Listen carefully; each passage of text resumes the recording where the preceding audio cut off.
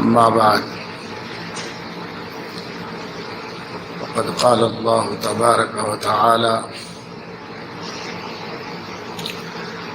ولا يحسبن الذين يبخلون بما آتاهم الله من فضله هو خيرا لهم بل هو شر لهم سيطوقون ما بخلوا به يوم القيامة ولله ميراث السماوات والأرض والله بما تعملون خبیر۔ گزشتہ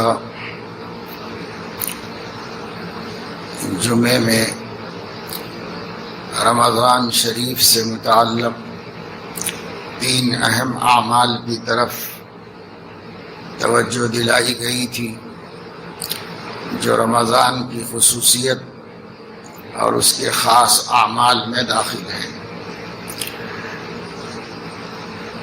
صیام، قیام اور تلاوت قرآن۔ روزہ اس کے آداب کے ساتھ یعنی گناہوں سے بچتے ہوئے رکھنا اور تراویح اور تہجد کا اہتمام کرنا۔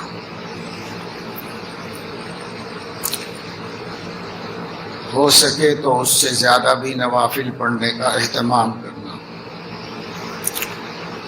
اور تیسری چیز جس قدر ممکن ہو قرآن مجید کی تلاوت کرنا۔ یہ 3 خاص اعمال جو ہر زمانے میں اللہ کے ایمان والے نیک بندوں کا معمول رہا۔ تمام صلحاء، علماء، محدثین و فقہا سب ہی رمضان میں ان 3 اعمال کا بہت زیادہ اہتمام کرتے تھے۔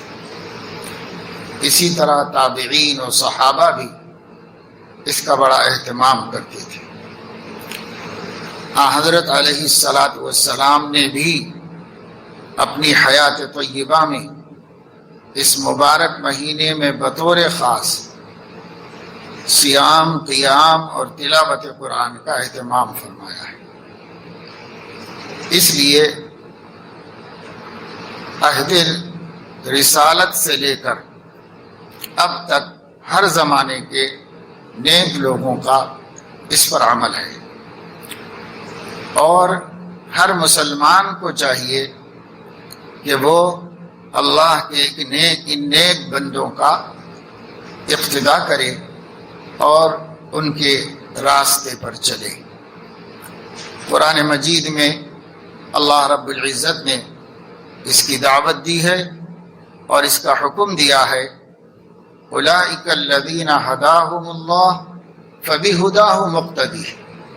پچھلے زمانے کے جو انبیاء ہیں انہیں بھی اللہ تعالی نے سیدھی راہ دکھائی، اور خود اس امت کے اندر جو سلف صالحین ہیں انہیں بھی اللہ نے سیدھی راہ دکھائی، صحابہ کو سیدھی راہ دکھائی۔ فبہداہ مقتدی، تو ان کی اس ہدایت کے اقتداء ہمیں کرنی چاہیے۔ جو پچھلے لوگ سیدھے راستے پر اور سچے اعمال پر قائم تھے ان کے راستے پر ہمیں بھی چلنا چاہیے، اور ہمیں بھی اس کا حکم اللہ رب العزت نے قرآن مجید میں جگہ جگہ دیا ہے۔ تو یہ 3 اعمال تو الحمدللہ چل ہی رہے ہیں، اور اگر کوئی اس میں لاپرواہی اور کوتاہی کر رہا ہے تو بے شک وہ اپنا خسارہ اور اپنا نقصان کر رہا ہے۔ جس کو اللہ ہمت اور توفیق دیے ہیں وہ کامیاب ہے اور اللہ کی رضا اور خوشنودی کے حصول کا مستحق بن رہا ہے۔ اس کے علاوہ بھی کچھ اعمال بطور خاص رمضان شریف میں کرنے کے ہم نے کہا تھا کہ موقع ہوگا تو آگے بتائیں گے۔ ان میں ایک عمل نوافل کی کثرت کا ہے۔ حضور اکرم صلی اللہ تعالی علیہ وسلم نے ارشاد فرمایا ہے کہ رمضان مبارک میں اللہ تعالی فرض اعمال کی قیمت 70 گنا بڑھا دیتے ہیں اور نفل کاموں کو فرض کے برابر دیتے ہیں۔ یعنی غیر رمضان میں ایک فرض ادا کرنے پر اللہ جتنے راضی و خوش ہوتے ہیں اور جو انعام اور اجر عطا فرماتے ہیں وہ رمضان میں نفل ادا کرنے پر بھی عطا فرماتے ہیں اور فرض کی قیمت اس سے زیادہ کر دیتے ہیں۔ یہ بات حضور علیہ الصلوۃ والسلام نے صحابہ کرام کے سامنے کیوں بیان فرمائی؟ صرف معلومات بڑھانے کے لیے یا بندوں کے عمل کو ابھارنے کے لیے، ان کے اندر حرص اور ترغیب پیدا کرنے کے لیے؟ کسی بھی عمل کی فضیلت اللہ اور اس کا رسول صرف معلومات بڑھانے کے لیے نہیں بیان کرتا کہ صاحب اس کی یہ فضیلت ہے، اس کی یہ فضیلت ہے، بس سن لو اور علم میں اضافہ کر لو، ختم۔ یہ مقصد نہیں ہے۔ معلومات لے کے کیا کریں گے؟ اصل مقصد اللہ کا اور اس کے رسول صلی اللہ علیہ وسلم کا جب بھی وہ کسی عمل کی فضیلت بیان کرتے ہیں تو یہ ہوتا ہے کہ بندے یہ عمل کریں اور اس کا اجر حاصل کریں اور اس کے ذریعے سے اللہ تعالیٰ کا تقرب اور اس کی نزدیکی حاصل کریں۔ یہ مقصد ہوتا ہے۔ جب حضور علیہ السلام نے فرما دیا کہ رمضان میں فرض اعمال جو فرض ہیں ہمارے اوپر ان کو 70 گنا بڑھا دیا جاتا ہے، اجر کو، ثواب کو، اثر کو، اور اس کے مقابلے میں جو نفلیں ہیں ان کا ثواب فرض کے برابر کر دیا جاتا ہے۔ یہ بات کیوں بتائی گئی؟ تاکہ ہم لوگ رمضان میں فرائض میں کوتاہی نہ کریں اور نوافل کی ہمت پیدا ہو اور نوافل کثرت سے کریں، نفل نمازیں پڑھیں، نفل اعمال کریں، نفل خیرات کریں، جو بھی کام جو ہمارے ذمے ضروری نہیں ہے مگر وہ نیک کام ہے، تو جتنا کریں گے اتنا اللہ راضی ہوگا، اتنا اللہ خوش ہوگا۔ اور اعمال صالحہ بہت سے ہیں۔ قرآن مجید کی تلاوت یہ ایک نیک عمل ہے اور بڑا نیک عمل ہے۔ اسی طرح اللہ کا ذکر یہ ایک نیک عمل ہے۔ حضرت علیہ الصلاۃ والسلام پر درود شریف کی کثرت یہ ایک نیک عمل ہے۔ دین کی تعلیم اور تعلم یہ ایک نیک عمل ہے۔ اسی طریقے سے امر بالمعروف نہی عن المنکر یہ بھی ایک نیک عمل ہے کہ آدمی لوگوں کو جو اچھے کام نہیں ہو رہے ہیں اس کی ترغیب دے اور جو برے کام ہو رہے ہیں اس سے روکے، اس کی مذمت بیان کرے۔ اس کا نام قرآن میں امر بالمعروف نہی عن المنکر ہے۔ یہ عمل بہت بڑا عمل ہے، بلکہ یہ امت اسی عمل کے لیے وجود میں لائی گئی ہے۔ کنتم خیر امت اخرجت للناس تأمرون بالمعروف وتنہون عن المنکر وتؤمنون باللہ۔ تم ایک بہترین امت ہو جو لوگوں میں ابھاری گئی ہو تاکہ تم لوگوں کو امر بالمعروف کرو، نہی عن المنکر کرو۔ اچھی باتوں کو پھیلانا اور بری باتوں سے لوگوں کو روکنا اس امت کے وجود کے مقاصد میں اللہ رب العزت نے بیان فرمایا۔ اور فرمایا وَلْتَكُمْ مِنْكُمْ أُمَّةٌ يَدْعُونَ إِلَى الْخَيْرِ وَيَأْمُرُونَ بِالْمَعْرُوفِ وَيَنْهَوْنَ عَنِ الْمُنْكَرِ۔ اس کا حکم دیا باقاعدہ، اور جو لوگ ایسا کرتے ہیں ان کی تعریف فرمائی قرآن میں، اور جو لوگ یہ کام نہیں کرتے ان کی مذمت بیان فرمائی ہے۔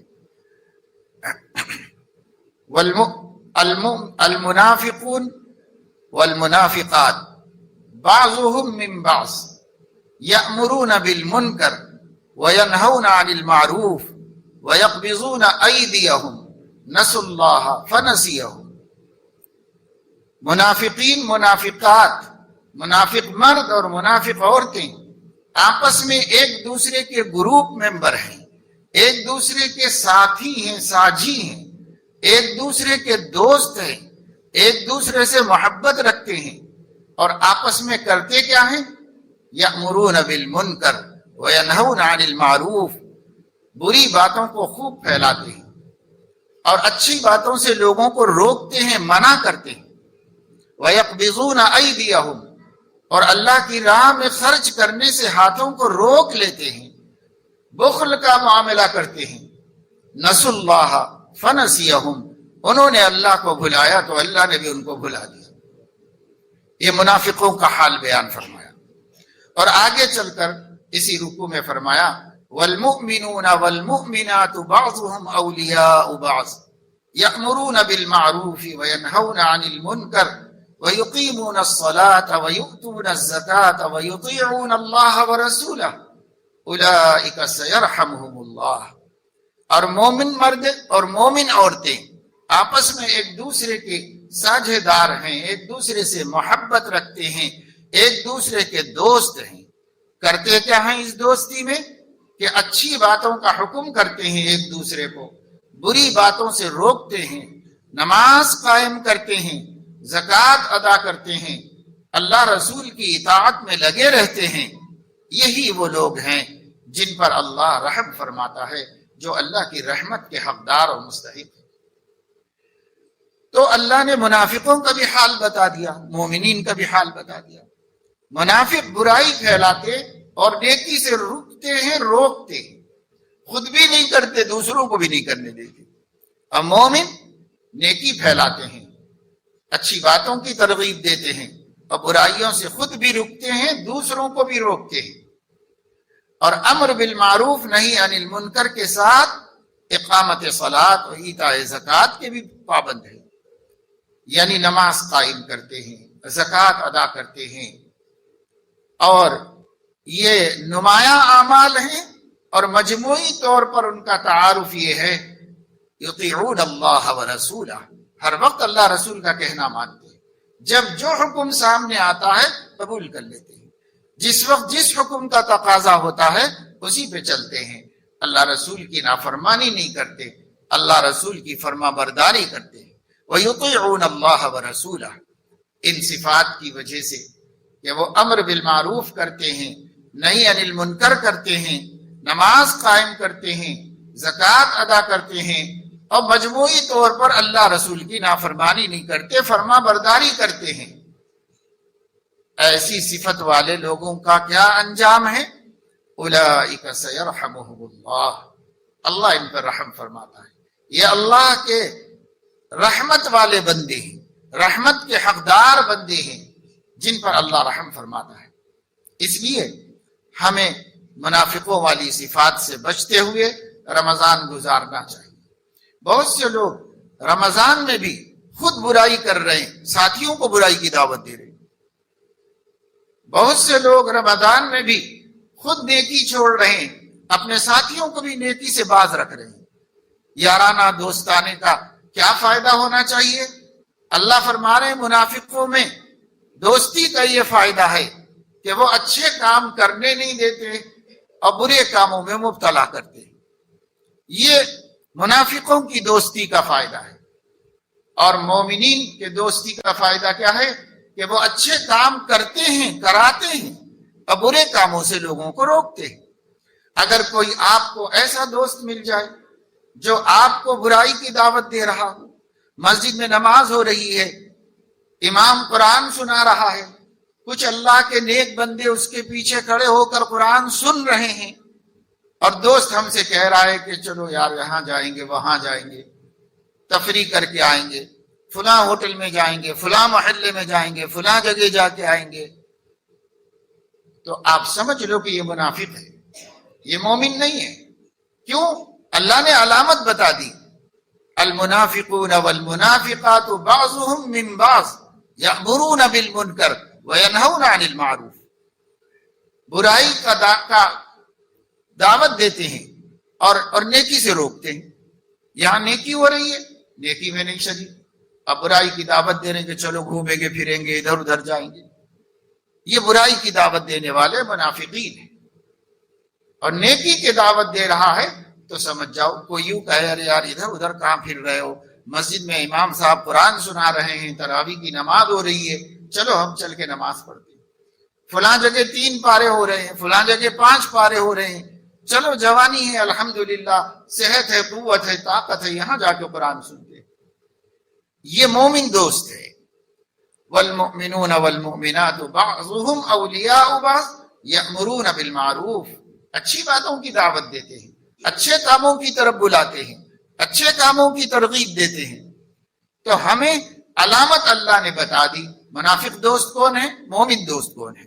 جو منافق دوست ہے اس سے اپنا دامن بچاؤ، نہیں تو وہ تمہیں برائیوں میں مبتلا کر دے گا۔ ہے تو دیکھنے میں مسلمان ہی، بھائی ہمارا بھائی ہی ہے، ہمارا رشتہ دار ہی ہے، ہمارا دوست ہی ہے، کلمہ والا ہی ہے، ایمان والا ہی ہے، لیکن اس کے اعمال منافقوں کے ہیں، مومنوں کے نہیں۔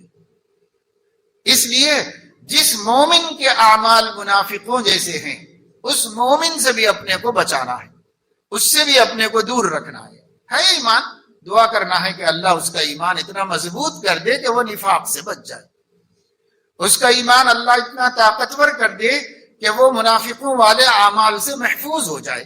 اس کے لیے تو دعا کرو مگر اس کا اتباع مت کرو، اس کے پیچھے مت چلو، اس کا کہا مت مانو۔ وہ منافق ہے، وہ آپ کو کام کرنے نہیں دے گا، وہ آپ کو رمضان کی راتوں کی قدر کرنے نہیں دے گا، رمضان کے دنوں کا احترام کرنے نہیں دے گا۔ لہذا منافق دوستوں سے اپنے آپ کو بچا کے رکھنا چاہیے۔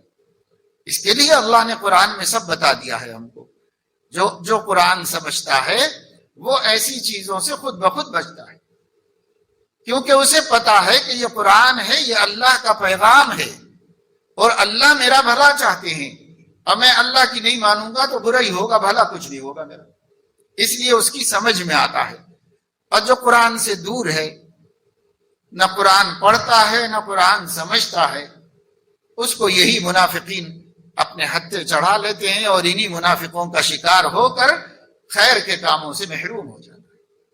اور کتنے بندے ہیں آنکھوں کے سامنے ہیں، رمضان شریف کی بھی وہ قدر نہیں کر رہے ہیں۔ ایک عشرہ تو گزر گیا، عشرہ رحمت جس کا نام رکھا گیا، یہ تو گزر گیا، دوسرا شروع ہو گیا۔ 10 دن گزر گئے لیکن ابھی تک اللہ کے بہت سے بندوں کو رمضان والے اعمال کی توفیق نہیں ملی۔ نہ ان کو روزہ رکھنے کی پرواہ ہے، نہ ان کو نمازوں کی پابندی کی پرواہ ہے، نہ ان کو زائد نماز رمضان کی جس میں قرآن سنایا جاتا ہے اس میں دلچسپی لینے کی پرواہ ہے، نہ ان کو خیر خیرات کی پرواہ ہے، ان کو کوئی پرواہ نہیں۔ ان کے لیے رمضان غیر رمضان سب برابر ہے۔ وہ رمضان کے باہر بھی ویسے ہی رہتے ہیں، رمضان میں بھی ویسے ہی رہتے ہیں، کچھ فرق نہیں پڑتا۔ ایسے کتنے بندے، ایسے لاکھوں بندے، لاکھوں لاکھ بندے ہیں جن لوگوں کو رمضان کے آنے سے کوئی فرق نہیں پڑا، وہ حسب حال بحال ہے۔ یہ کیوں؟ یہ اس لیے کہ انہوں نے منافقوں کی دوستی نہیں چھوڑی۔ اگر وہ منافقوں کو چھوڑ دیتے اور مومنین سے دوستی کرتے، اور مومن کی علامت کیا ہے؟ مومن کی علامت یہ ہے کہ یأمرون بالمعروف وینہون عن المنکر ویقیمون الصلاۃ ویؤتون الزکاۃ ویطیعون اللہ ورسولہ۔ 5 صفتیں مومن کی اللہ نے بیان فرمائی۔ کس کو دوست بنانا چاہیے؟ دوست کس کو بنانا چاہیے؟ جس میں یہ 5 صفتیں ہوں، جس ایمان والے میں یہ 5 صفتیں ہوں، ان کو دوست بناؤ۔ نمبر 1، ہم اگر کوئی غلط کام کریں تو روکتا ہے۔ نمبر 2، ہم اگر کوئی اچھا کام چھوڑیں تو یاد دہانی کراتا ہے، توجہ دلاتا ہے ہم کو۔ نمبر 3، نماز قائم کرتا ہے، نماز میں کوتاہی نہیں کرتا۔ نمبر 4، اللہ کا دیا ہوا مال اللہ کے بندوں پر خرچ کرنے میں بخل نہیں کرتا، کیونکہ منافق بخیل ہے اور مومن سخی ہے، اس لیے وہ بخل نہیں کرتا اس کے اندر۔ اور نمبر 5، اللہ اور اس کے رسول کی نافرمانی نہیں کرتا۔ یطیعون اللہ ورسولہ، رسول کی اطاعت اللہ ہی کی اطاعت ہے۔ رسول کوئی اپنی طرف سے الگ نہیں کہتے کہ میرا بھی اتنا مانو اور اللہ کا یہ مانو، ایسا کچھ نہیں ہے۔ رسول جو بھی کہتے ہیں وہ اللہ ہی کی طرف سے کہتے ہیں۔ اس لیے لوگوں کو غلط فہمی ہو سکتی تھی، اس لیے اللہ تعالیٰ رسول کا لفظ بڑھاتے ہیں، ورنہ بہت سے ایسے خناس والے لوگ ہو سکتے ہیں جیسے پیدا ہو گئے ہیں، اور وہ یہ کہتے ہیں کہ جو قرآن میں ہے ہم کو وہی چاہیے، ہم اللہ کا کہنا مانیں گے، ہم نبی کے پابند نہیں ہیں، نبی بھی تو اللہ کے بندے ہیں، ہم کسی بندے کی نہیں مانیں گے۔ ایسے لوگ موجود ہیں دنیا میں، آج تو بڑے سرگرم ہیں انٹرنیٹ کے اوپر، یہی لوگ سرگرم ہیں، انہی کی دعوت غالب ہو گئی ہے، جو لوگ رسول کو کوئی خاص مقام دینا نہیں چاہتے۔ اس لیے قرآن نے ایک طرف یہ کہہ دیا من یطع الرسول فقد اطاع اللہ، جو رسول کا کہنا مانے تو وہ اللہ ہی کا کہنا مانتا ہے، کیونکہ رسول اپنا تو کچھ کہتے نہیں ہیں، جو کہتے ہیں اللہ کی طرف سے کہتے ہیں، چاہے وہ قرآن میں ہو چاہے قرآن کے باہر ہو۔ اگر رسول نے کہا یہ بات ثابت ہے تو کہنا ماننا پڑے گا، ورنہ یہ رسول کی نافرمانی نہیں ہے، یہ اللہ کی نافرمانی ہے، کیونکہ رسول تو سب اللہ ہی کی طرف سے کہہ رہے ہیں، جب ان کی بات نہیں مانو گے تو اللہ کی نافرمانی ہے۔ آپ نے اپنے کسی بچے سے کہا دوسرے بچے کے بارے میں کہ اس سے کہہ دو کہ یہ کام نہ کرے، اور جو میں کہہ رہا ہوں وہ کام کرے، اس نے جا کے بات پہنچا دی۔ اگر اس نے کہنا نہیں مانا تو کیا اس نے بھائی کی نافرمانی کی یا والد کی نافرمانی کی؟ اس نے تو والد ہی کی نافرمانی کی، بھائی تو بیچ میں واسطہ تھا، بات پہنچا رہا تھا۔ اسی طریقے سے نبی پاک صلی اللہ علیہ وسلم کی نافرمانی اللہ ہی کی نافرمانی ہے۔ اللہ نے ان کو وہ علم دیا ہے، اللہ نے ان کو وہ مقام دیا ہے کہ اگر وہ کوئی حکم دیتے ہیں تو مومنوں کو ماننا پڑے گا کہ یہ حکم وہ نہیں اللہ دے رہے ہیں، یہ ماننا پڑے گا، اور اس لیے ان کے حکم کا مقام اللہ کے حکم کا مقام یطیعون اللہ ورسولہ بڑھا دیا، تاکہ کچھ ایسے لوگ جو بھٹکے ہوئے ہیں دوسرے مسلمانوں کو یہ نہ کہیں کہ بھئی ہم کو تو صرف اللہ کا کہنا ماننا ہے، ہم کو تو صرف قرآن پہ چلنا ہے۔ ایسا بولنے والوں سے ہوشیار رہو، یہ ایمان کے غارت گر ہیں، یہ ہمارے دین کو گھن لگا دینے والے چور ہیں، لٹیرے ہیں، چاہے کتنی اچھی پیاری بات کرتے ہوں اور چاہے کتنا اچھا طریقے سے سمجھاتے ہوں۔ سمجھانا تو ابلیس کو بھی بہت آیا، اللہ ہی سے بحث کرنے لگا، تو اللہ سے بحث کرنے کی وجہ سے آپ کہیں گے کہ صاحب وہ بھی بہت بڑا اللہ کے برابر کا عالم ہے، نعوذ باللہ۔ بحث اللہ سے کرنے کی وجہ سے کوئی کہے گا کہ وہ اللہ کے برابر علم رکھتا ہے؟ نہیں کہے گا۔ اس لیے بہت سے جاہل بڑے بڑے علماء سے بحث کرتے ہیں، کرنے دو بحث ان کو، اس کی وجہ سے وہ عالم نہیں ہو گئے، وہ جاہل کے جاہل ہی ہیں۔ اس وجہ سے ہمیں جو بات اللہ رسول سے ٹھیک اور سیدھی میں پہنچی ہے اسے اختیار کرو۔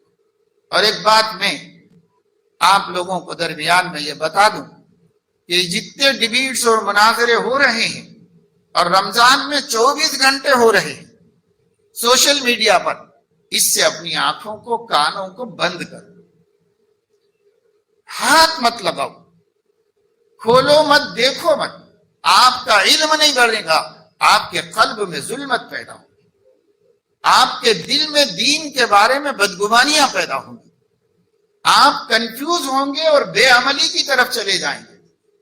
ارے یہ ہے وہ ہے، یہ ہے وہ اپنی بول رہا، وہ اپنی بول رہا، وہ اپنی بول رہا، لہذا صحیح کیا ہوگا؟ ایسا لگتا ہے کہ یہ دین ہی صحیح نہیں۔ نعوذ باللہ من ذالک، لوگ بھٹک رہے ہیں۔ میں آپ کو تجربے کے بعد بتا رہا ہوں کہ لوگ بھٹک رہے ہیں انہی ڈیبیٹس میں حصہ لے کر کے، ان کی سن کے، ان کی سن کے، ان کی سن کے، ان کی سن کے دین ہی چھوڑ دیا، اعمال ہی چھوڑ دیا۔ اب ان کی نماز، ان کا روزہ، ان کی عبادت، ان کی خیرات کیا بن گئی ہے؟ وہ بیٹھ کے خالی موبائل میں دیکھتے رہنا اور یہ مناظرے سنتے رہنا، یہ ان کی بن گئی۔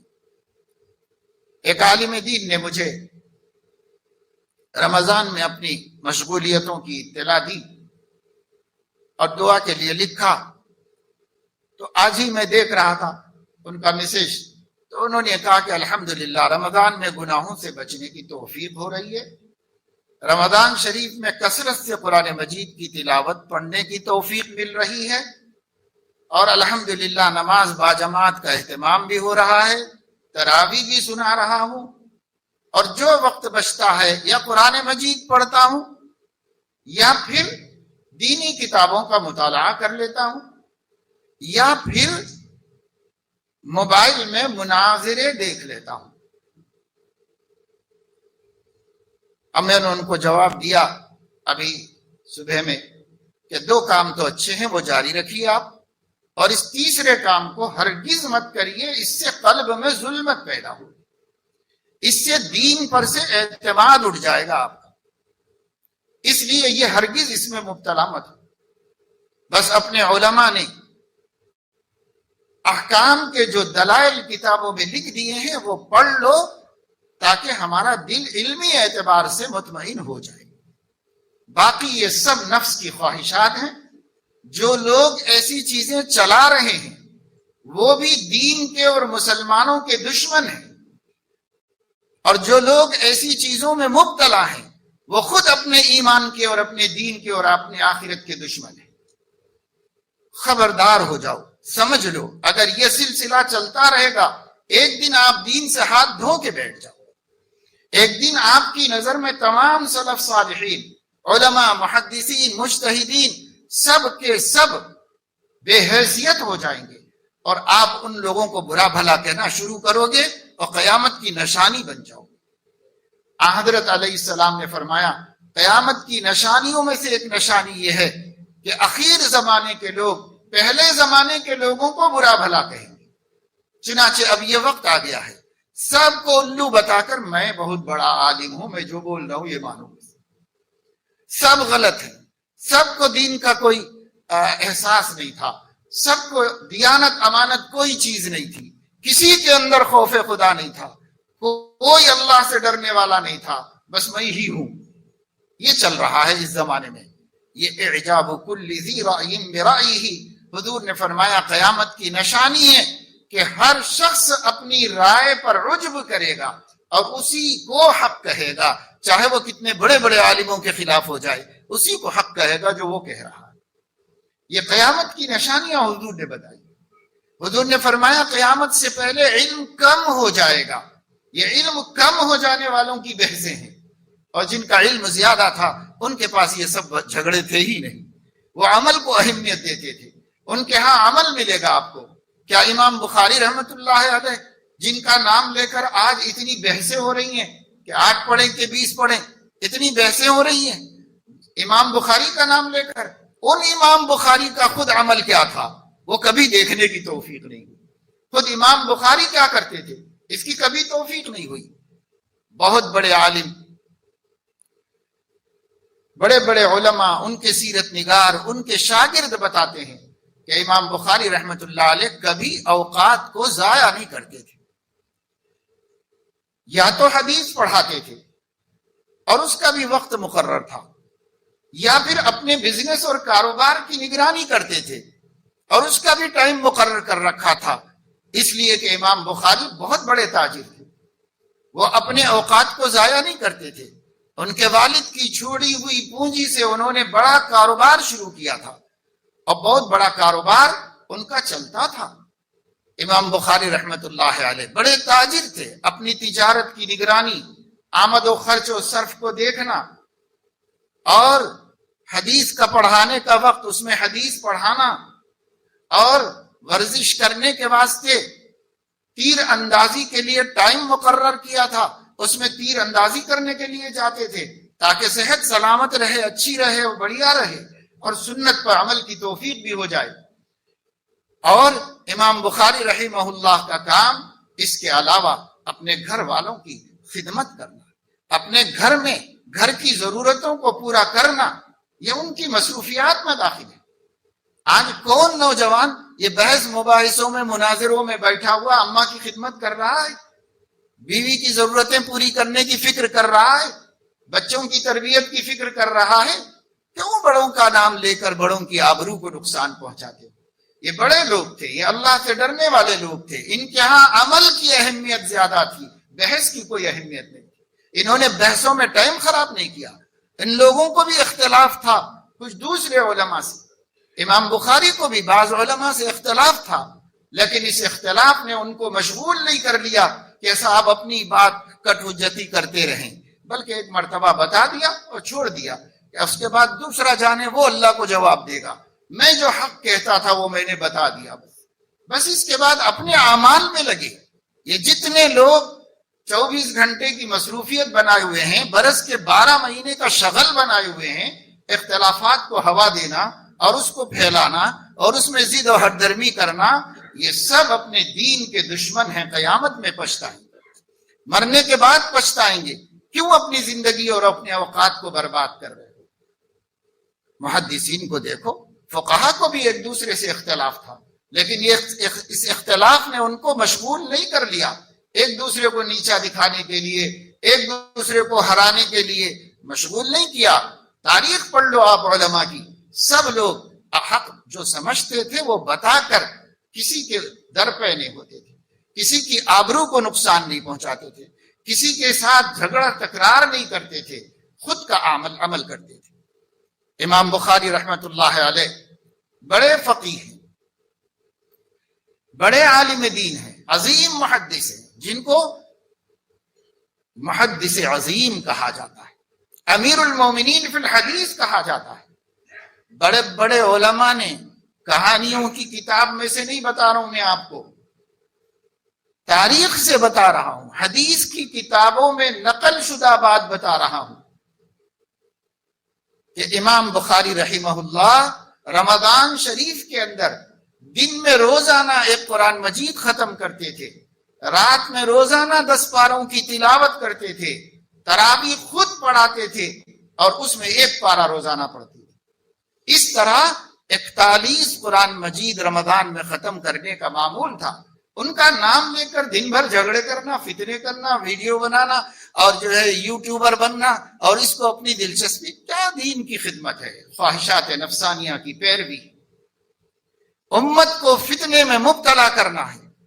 جو تھوڑا بہت عمل کرنے والے تھے ان کو بھی مسجدوں سے دور، عمل سے دور کرنا ہے، اور ان کو بھی علماء سے نفور کرنا ہے، اور ان کو بھی محدثین اور مجتہدین کا اعتماد ختم کرا دینا ہے، اور بالآخر ایک دن دہریہ بنا دینا ہے۔ ایسے ہی لوگ بالآخر دہریہ بنتے ہیں جن کو کچھ کام دھندہ نہیں ہے۔ مثلا ہمارے ہاں مشہور ہے کہ جس حجام کو کام نہیں تھا وہ بلی کا سر مونڈ رہا تھا۔ یہ جتنے لوگ ہیں نا، یہ سب بلی کا سر مونڈ رہے ہیں، اپنا ٹائم ویسٹ کر رہے ہیں، اپنا کام خراب کر رہے ہیں۔ عمل کرو بھائی، عمل کے لیے رمضان ہے، عمل کے لیے رمضان ہے، عمل کرو، عمل کرو، بحثیں مت کرو۔ بحثیں کرنے سے ثواب نہیں ملے گا، عمل کرنے سے ثواب ملے گا، عمل کرنے سے اللہ خوش ہوں گے۔ محدثین کو دیکھو کیسا عمل کرتے تھے، رات بھر میں پوری رات امام اعظم ابو حنیفہ رحمہ اللہ نفل نمازیں پڑھتے تھے، سال بھر پوری رات نفل نمازیں پڑھتے تھے۔ آپ ان کو برا سمجھ لو، آپ ان کو دین میں بدعتی کہہ لو، آپ ان کو کچھ بھی کہہ لو، اس نے تو اپنی زندگی خدا کو راضی کرنے میں گزار لی، وہ اپنے اللہ کو راضی کر کے گزر گیا دنیا سے۔ تم چاہے کتنی تنقیدیں کر لو ان کے اوپر، سارا عالم گواہی دے رہا ہے کہ وہ امام اعظم ہے۔ ان کے مخالفین بھی ان کے کچھ مسائل سے اختلاف کرنے کے باوجود امام شافعی ان کو مانتے ہیں، امام احمد ابن حنبل مانتے ہیں، امام مالک مانتے ہیں، امام بخاری مانتے ہیں۔ اختلاف مسائل میں ہے، ہوتا ہے علماء کے درمیان، لیکن ان کی عظمت کے سب قائل ہیں اور سب ان کو تسلیم کرتے ہیں، محدثین، فقہاء، علماء، تاریخ۔ اب آج کے زمانے کا اللو پللو کو امام صاحب کوئی غلط آدمی نظر آتے ہیں تو اس کے نظر آنے سے ان کی شان میں کیا فرق پڑتا ہے؟ تم سورج پہ تھوکو، تمہارے منہ پہ آ کے گرے گا۔ قیامت کے دن وہ اعمال کے ساتھ حاضر ہوں گے اور تم علماء اور فقہاء اور امت کے محسنین کی بدگمانیوں کے ساتھ حاضر ہوں گے۔ تمہارا انجام تم سوچ لو، ان کا انجام انہوں نے اچھا بنا دیا ہے۔ یہ کرنے کے واسطے رمضان ہے، یہ رمضان ہے علماء اور فقہاء اور مجتہدین کی آبرو ریزی کرنے کے لیے، ان کی پگڑیاں اچھالنے کے لیے، اس کے لیے رمضان ملا ہے آپ کو۔ افسوس ہے، تف ہے ایسی عقل کو۔ اعمال کرو میرے عزیزو، اعمال کرو، قرآن پڑھو، قرآن سمجھو، مطالعہ کرو تاریخ اسلام کا، امت کے حالات میں غور و فکر کرو، ماضی میں آپ کیا تھے، آج کیا ہیں، آج آپ کی حالت کیا ہے۔ ان فضول ڈیبیٹس میں لگنے کے بجائے امت کا شعور بیدار کرو کہ آنے والے الیکشن کے اندر امت کو شعور سے کام لینے کی ضرورت ہے اور امت کو تیار رہنے کی ضرورت ہے۔ امت کا شعور بیدار کرو، امت کو سمجھاؤ یہ چیزیں کیا کام آنے والی ہیں، آپ کو یہ چیزیں کچھ کام آنے والی نہیں ہیں، اس میں ٹائم مت خراب کرو، چھوڑ دو، رمضان میں بند کر دو موبائل بالکل، اور رمضان میں صرف یہ کرو کہ قرآن کی تلاوت کرو، قرآن کا ترجمہ پڑھ دو، قرآن کریم میں خدا کیا کہنا چاہ رہے اس کے پیغام کو سمجھو۔ یہ مہینہ قرآن کا مہینہ ہے، شہر رمضان الذی انزل فیہ القرآن، رمضان کا مہینہ قرآن کا مہینہ ہے۔ رمضان کے مہینے میں نبی صلی اللہ علیہ وسلم سے جبرائیل آ کر صحیح بخاری کے مطابق دور کرتے تھے۔ آپ بخاری کر کے جھگڑے کر رہے ہو، آپ بھی دور کرو بیٹھ کے، کسی کو قرآن سناؤ، کسی سے قرآن سنو، یہ کرو جو نبی اور جبرائیل کرتے تھے اور جس کو دیکھ کر خود امام بخاری کرتے تھے۔ رات میں قرآن، دن میں قرآن، نماز میں قرآن ہی پڑھتے تھے، اور کیسے جی لگا کے نماز پڑھی۔ امام بخاری رحمہ اللہ ظہر کی نماز کے بعد سنتیں پڑھ رہے تھے۔ آج سنتیں ہی چٹ ہے، بس فرض پڑھ لیں تو بڑی مشکل سے فرض ادا کر لیں، بس سنتیں ہی چٹ ہیں۔ امام بخاری رحمہ اللہ نے بخاری شریف میں سنتوں کی 2 روایتیں نقل فرمائی کہ یا تو 10 رکعتیں سنت مؤکدہ ہیں یا 12 رکعتیں سنت مؤکدہ ہے، اور دونوں روایتیں امام بخاری نے بخاری شریف میں نقل فرمائی۔ فجر سے پہلے 2 سنتیں، ظہر سے پہلے 2 سنتیں، ظہر کے بعد 2 سنتیں، مغرب کے بعد 2 سنتیں، عشاء کے بعد 2 سنتیں، یہ 10 والی روایت ہے۔ اور 12 والی روایت بھی نقل فرمائی، فجر سے پہلے 2 سنتیں، ظہر سے پہلے 4 سنتیں، ظہر کے بعد 2 سنتیں، مغرب کے بعد 2 سنتیں، عشاء کے بعد 2 سنتیں۔ وہ پڑھتے بھی تھے اور روایت نقل کرتے بھی تھے۔ آج تو عمل کرنا نہیں ہے، جو کچھ جانکاری ہے وہ جھگڑے لگانے، امت کو لڑانے اور نفرتوں کا بازار گرم۔ ارے بابا، نفرت پھیلانے کو RSS کافی ہے، مسلمانوں میں نفرت پھیلانے کے واسطے بجرنگ دل کافی ہے، مسلمانوں کو آپس میں بھیڑانے کے واسطے ان کی تنظیمیں کافی ہیں ہمارے لیے، جو بہت کر رہی ہیں کام اور بہت لڑانے کا کام کر رہی ہے۔ آپ کی کوئی ضرورت نہیں ہے کہ اب مومنین بھی مومنین کو لڑانے کا کام کریں، اور ان کو بھی۔ اور جیسے جیسے اچھا موسم آتا ہے بحثیں بڑھ جاتی ہیں۔ رمضان آ گیا، پہلے زمانے میں عمل بڑھتا تھا، اس زمانے میں جھگڑے بڑھ رہے ہیں، بحثیں بڑھ رہی ہیں، اور باقاعدہ طور پر مسجد کے مقابلے میں مسجد بنائی جا رہی ہے مسلمانوں کو بانٹنے کے واسطے۔ ایک جگہ گیا میں ابھی رمضان میں، تو بتایا گیا کہ صاحب یہاں بغل ہی میں ایک اور مسجد نئی بنائی گئی ہے، صرف اس لیے بنائی گئی ہے کہ اس مسجد کے اندر ان کا مسلک نہیں چلتا، اس وجہ سے انہوں نے مسجد بنائی۔ کیا مسجد مسلکوں کے لیے بنائی جاتی ہے یا مسجد نماز کے لیے، عبادت کے لیے بنائی جاتی ہے؟ یہ ہو رہا ہے مسلمانوں کا۔ چپ ہی اللہ تعالیٰ دشمن کو مسلط نہیں کیا ہے، آج سارا عالم مسلمان کو مٹانے پر تول رہا ہے۔ اور بھارت کے اندر تو جو حالات ہیں وہ اگر آپ کو نظر نہیں آ رہے ہیں تو آپ مان لو کہ میں اندھا ہوں، آپ کو سنائی نہیں دے رہے ہیں تو آپ تسلیم کر لو کہ میں بہرا ہوں، اور جا کے کانوں کا، آنکھوں کا علاج کراؤ ڈاکٹر کے پاس کہ کیا ہو رہا ہے ملک میں، نظر نہیں آ رہا ہے، سنائی نہیں دے رہا ہے، کیا ہو رہا ہے؟ جو کچھ ہو رہا ہے اس کو سننے والا، جو کچھ ہو رہا ہے اس کو دیکھنے والا اللہ کی طرف رجوع کیا ہوا ہے۔ ڈر رہے ہیں اللہ والے، اللہ کے سامنے بھیک مانگ رہے ہیں، امت مسلمہ کے تحفظ کی دعائیں کر رہے ہیں، پریشان ہیں، درد مند ہیں، غمخوار ہیں، اور جن کو نظر نہیں آ رہا ہے وہ بحثیں کر رہے ہیں، وہ جھگڑے کر رہے ہیں، چھوٹی چھوٹی باتوں کے اندر ساری طاقت اس میں لگا رہے ہیں، ساری انرجی اس پر صرف کر رہے ہیں، ٹیکنالوجی کی صلاحیت اس پہ خرچ کر رہے ہیں، مال اس پہ خرچ کر رہے ہیں، ٹائم اس پہ خرچ کر رہے ہیں، صلاحیتیں اس پہ خرچ کر رہے ہیں، علم اس پہ خرچ کر رہے ہیں، سب اس پہ لگا رہے ہیں جو نہیں کرنے کا کام ہے، اور جو کرنے کے کام ہیں ان کی طرف پلٹ کے بھی نہیں دیکھے۔ کرنے کے کام کیا ہے؟ کرنے کے کام یأمرون بالمعروف وینہون عن المنکر ویطیعون اللہ ورسولہ۔ یأمرون بالمعروف، وَيَنْهَوْنَ عَنِ الْمُنْكَرِ وَيُقِيمُونَ الصَّلَاةَ وَيُؤْتُونَ الزَّكَاةَ وَيُطِيعُونَ اللَّهَ وَرَسُولَهُ۔ رمضان میں یہ اعمال میں لگ جائیے، دوست بنائیے ایک دوسرے کو۔ جو آپ کو یہ 5 کاموں کے والا نظر آ رہا ہے وہ آپ کا دوست ہے، اور جس کے اندر یہ 5 صفتیں نہیں ہیں آپ سمجھ لو کہ یہ عملی منافق ہے۔ ایمانی منافق نہیں کہتے ہم، عملی منافق ہے، اور عملی منافق سے بھی بچو، اس لیے کہ عملی منافق بھی تم کو حقیقی منافقت تک پہنچا دے گا، اس لیے اس سے دور رہو اور اس سے اپنے آپ کو بچاؤ۔ یہ جو ہمارے نمازیں غارت کر رہا ہے، جو ہم کو تراویح پڑھنے کے لیے رمضان کی راتوں میں مسجد میں کھڑے ہونے کے بجائے ہوٹل میں پہنچا رہا ہے، آپ اس سے ڈرو۔ مارکیٹ میں ہماری عورتیں بازاروں میں جا رہی ہیں، شوہروں کا کوئی کنٹرول نہیں ہے، ماں باپ کا کوئی اپنے گھر کے اوپر تصرف نہیں ہے، ساری عورتیں برقعے پہن کے بازاروں میں نکل گئی، روکنے والا کون ہے؟ کیا پولیس روکے گی؟ کیا تلنگانہ کی سرکار روکے گی؟ اس نے تو اور بازار کھولنے کی اجازت دے رکھی کہ سارے کے سارے رات بازار کھلے رکھو۔ کون روکے گا بھائی؟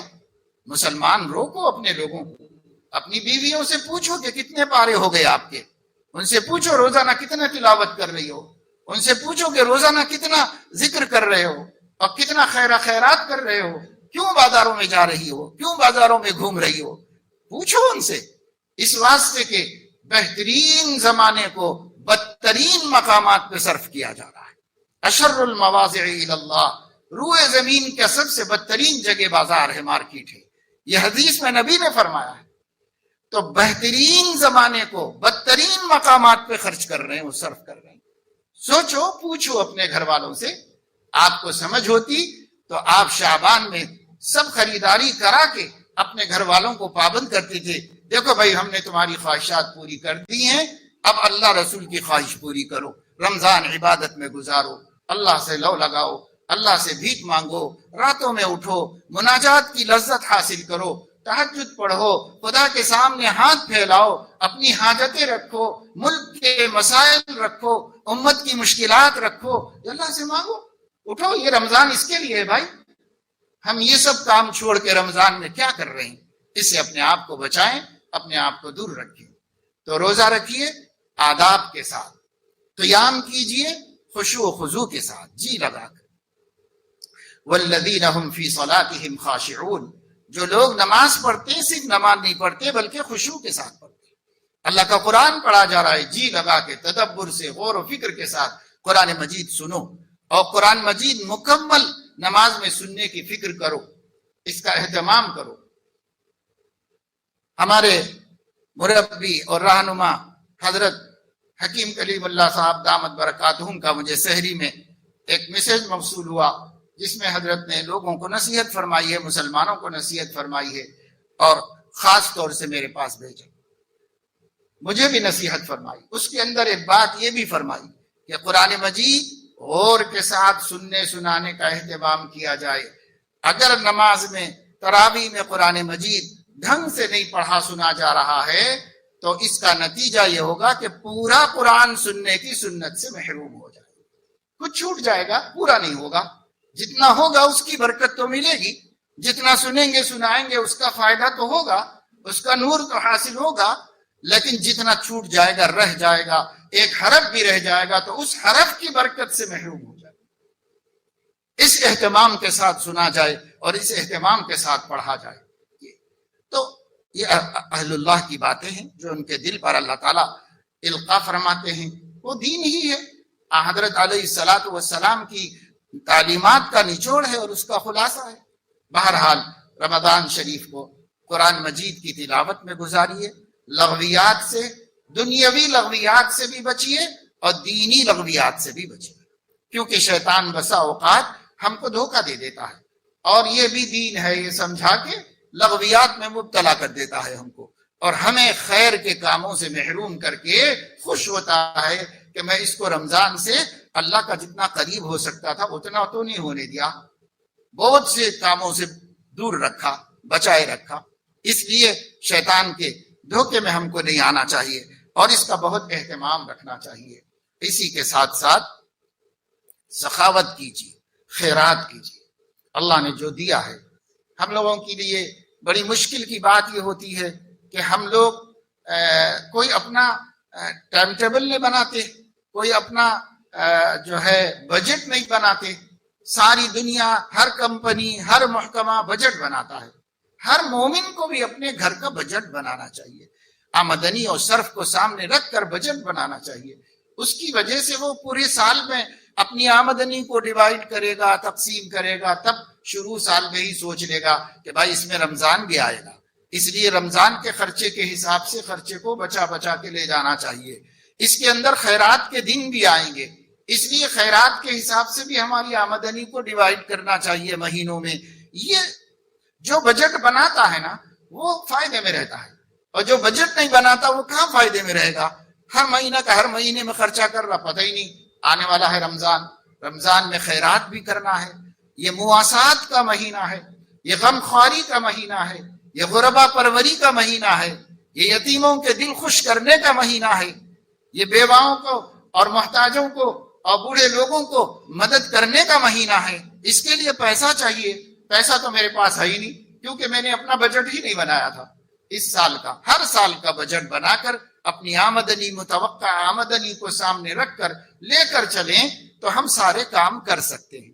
نہیں تو کیا کر رہے ہیں؟ ہمیشہ پریشان، ہمیشہ مقروض، ہمیشہ پریشان، ہمیشہ پریشان، خیر کے کام کب کریں گے؟ صحابہ کرام اتنی غربت کے باوجود خیر کے راستے نکال لیتے تھے۔ جب ترغیب دی جاتی کہ بھائی خرچہ کرو تو صحابہ کرتے تھے۔ قرآن نے اس کو ریکارڈ کر دیا ہے کہ صحابی گئے، معذور صحابی تھے، سوچا کہ نبی مانگ رہے ہیں جہاد کے واسطے مدد، اور میرے پاس کچھ بھی نہیں ہے، اب میں لاچار ہوں، میں لاچار اپنی ضرورتیں پوری نہیں کر سکتا، میں کیسے کروں؟ دیکھ رہے تھے آنکھوں سے کہ وہ لا کے دے رہے ہیں، حضرت عثمان لا کے دے رہے ہیں، دیکھ رہے تھے کہ حضرت عبد الرحمن ابن عوف لا کے دے رہے ہیں، ابو بکر صدیق لا کے دے رہے ہیں، فلاں لا رہا ہے، فلاں لا رہا ہے، فلاں لا رہا ہے، اب میں بیچارہ مجبور، میں کیا لے کے جا کے دوں؟ میرے پاس تو کچھ بھی نہیں۔ تو اللہ تعالیٰ فرماتے ہیں کہ اس بندے نے محنت کی اور اپنی محنت کی کمائی لا کر کے پیش کر دی حضور علیہ السلام کے پاس۔ سورہ توبہ میں پڑھیے، منافقین کا ذکر ہے، اللہ نے منافقین کا تقریباً ذکر اس سورت میں فرمایا ہے۔ یہی منافقوں کے بارے میں فرما رہے ہیں، الذین یلمزون المتطوعین من المؤمنین فی الصدقات والذین لا یجدون الا جہدہم فیسخرون منہم سخر اللہ منہم۔ وہ لوگ جو تانا بازی کرتے ہیں، وہ لوگ جو دل آزاری کرتے ہیں، وہ لوگ جو ملامت کرتے ہیں، ان لوگوں کو جو بہت خیرات کر رہے ہیں اور ان کو بھی ملامت کرتے ہیں جو لا یجدون الا جہدہم، جن کے پاس ان کی محنت کی مزدوری کے علاوہ کچھ نہیں، ان پر بھی تانا بازی کرتے ہیں۔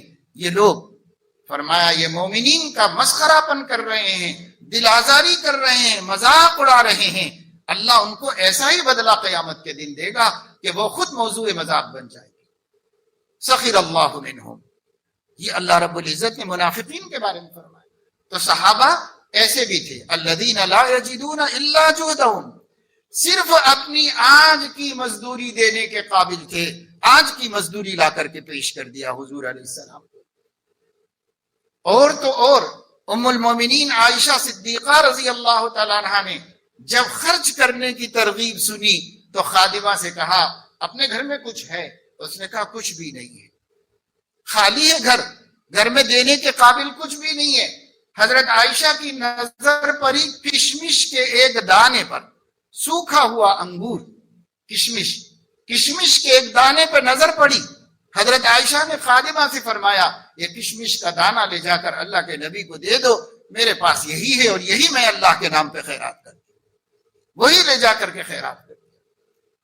یہ خیرات کرنے کی ترغیب نبی دیتے تو صحابہ کے دل بھر جاتے تھے، اور صحابہ میں اس سطح کا غریب بھی خیرات کرتا تھا جو صرف کھجور کا ایک دانہ دے سکتا ہو، اس سطح کا غریب بھی خیرات کرتا تھا جس کے پاس کھجور بھی نہیں تھے تو کھجور کا بھوسا بھیج دیا۔